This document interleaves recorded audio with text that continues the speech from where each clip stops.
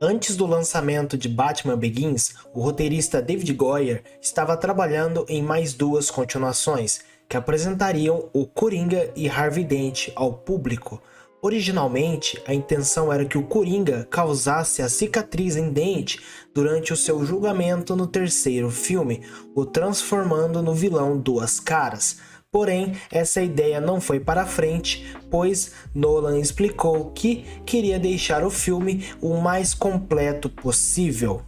Em 31 de julho de 2006, a Warner Bros. Pictures anunciou oficialmente o início da produção da continuação, intitulada de The Dark Knight. Isso marca a primeira vez que um filme do Batman não possui o nome do herói no título, e também o diretor Christopher Nolan decidiu evitar em contar a história de origem do Coringa, focando na sua ascensão ao poder.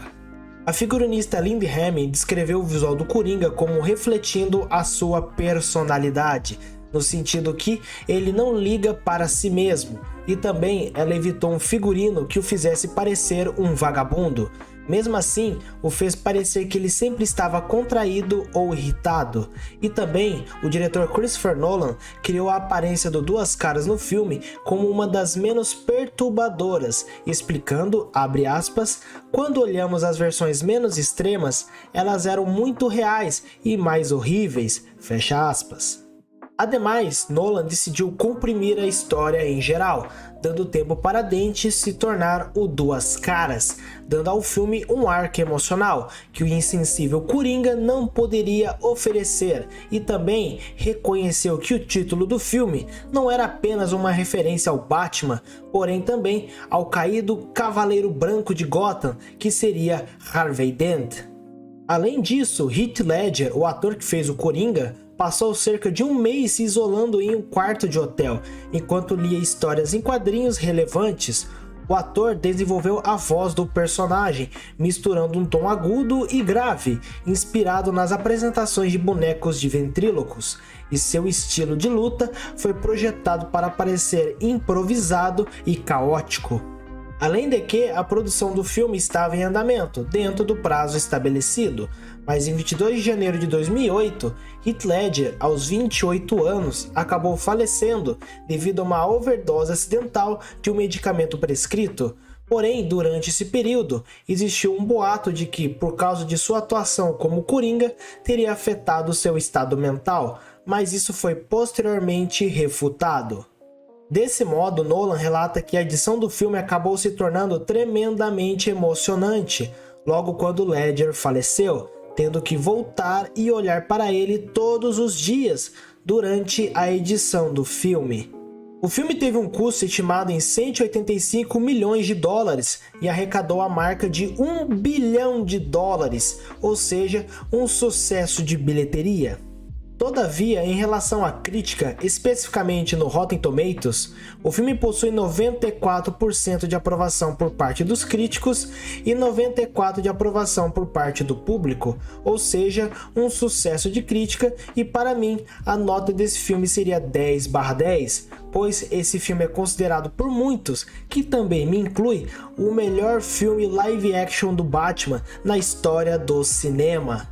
Contudo, chegamos ao ponto principal desse vídeo, que seria aqui o porquê a atuação de Heath Ledger como Coringa é tão marcante. Bom, o ator conseguiu aprimorar as expressões e o comportamento do personagem comparado à versão anterior feito pelo ator Jack Nicholson, onde deixou o personagem em uma forma única, visto que o Coringa do Heath Ledger é um psicopata mais caótico, que gosta de ver e causar a discórdia na sociedade, através do medo e da violência, e também o humor que o personagem possui se transmite em um sentimento de sarcasmo e ironia, que deixa o personagem com uma presença em todas as cenas que ele aparece, causando um sentimento de medo e aflição nos outros personagens que estão juntos com ele. Além disso, o Coringa do Heath Ledger levou o Batman desse filme ao seu limite, visto que,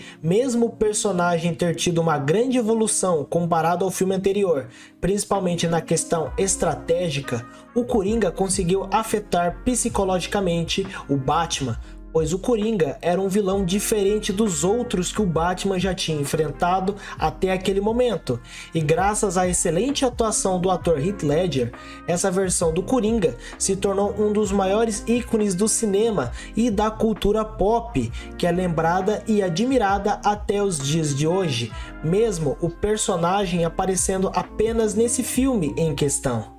Além do mais, o Coringa desse filme, além de ser extremamente insano, é um excelente estrategista, pois o Coringa conseguiu destruir mentalmente o Cavaleiro Branco de Gotham, que seria Harvey Dent, uma vez que, além de quase matá-lo, o vilão conseguiu destruir o amor de sua vida, que seria a personagem Rachel, e também causar a sua maior desgraça, que seria a libertação do seu outro lado sombrio, conhecido como Duas Caras, que estava adormecido dentro daquele homem, que aparentava ser o verdadeiro herói que Gotham precisava naquele momento.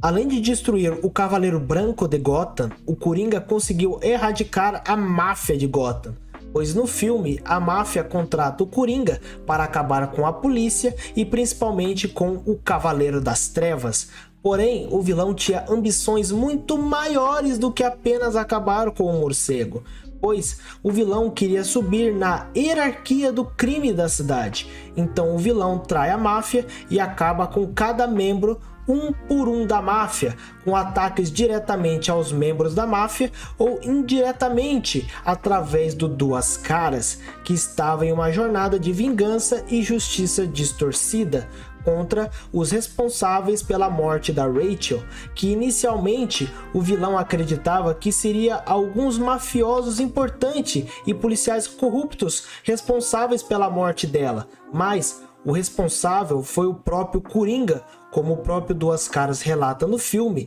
o Coringa é um cachorro louco e quer descobrir quem soltou a coleira dele.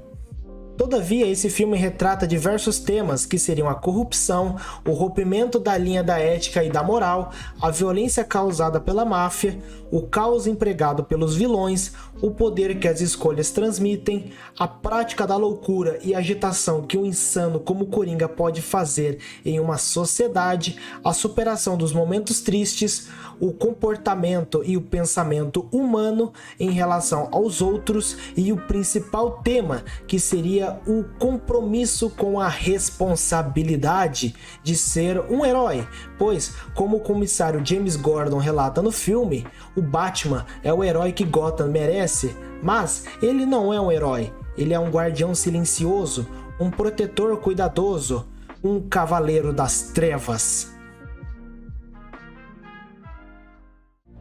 Em memória de nossos amigos Heath Ledger e Conway Wycliffe.